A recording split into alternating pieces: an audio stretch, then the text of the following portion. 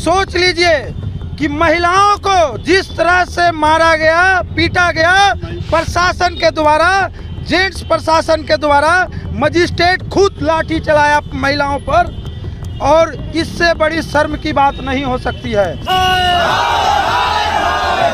राज्य सरकार मुर्दाबाद, मुर्दाबाद, मुर्दाबाद। राज्य प्रशासन होश में आओ, होश में आओ, होश में आओ। महिलाओं पर अत्याचार बंद करो, बंद करो, बंद करो। सुबह से पानी नहीं है, बच्चे रो रहे हैं, बच्चे कलप रहे हैं।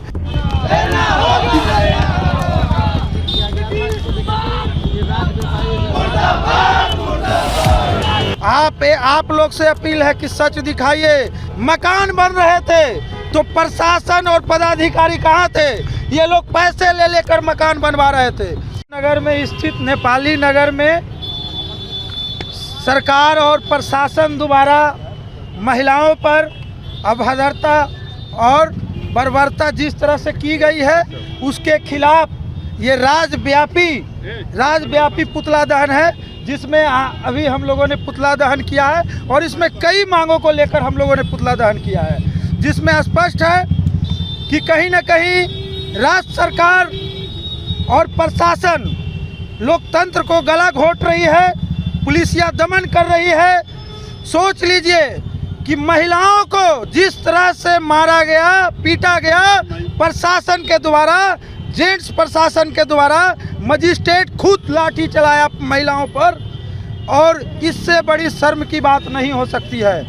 जितने भी राजीव नगर, नेपाली नगर में घर टूटे हैं, उन सभी को मुआवजा दीजिए, और जितने घर टूटने वाले हैं उनके वैकल्पिक व्यवस्था भी कीजिए, और जो किसान का बिना मुआवजा के आपने अधिग्रहण किया है ज़मीन, उन सभी को मुआवजा दीजिए।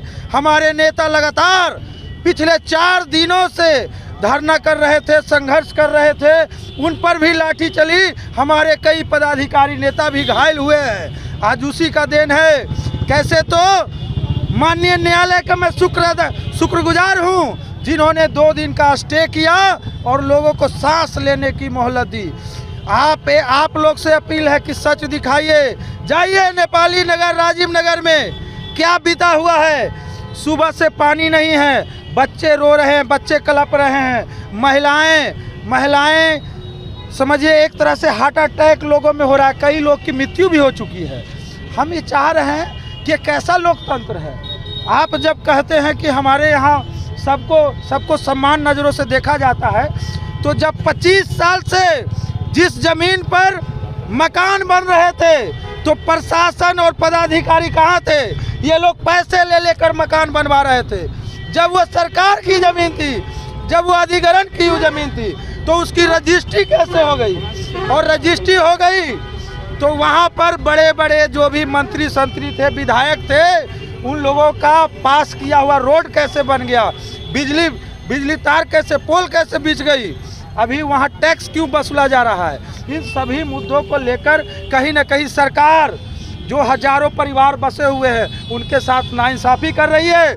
जिंदगी भर का कमाई उनका कहीं न कहीं खत्म हो जाएगा। है, क्या उम्मीद है आप लोग?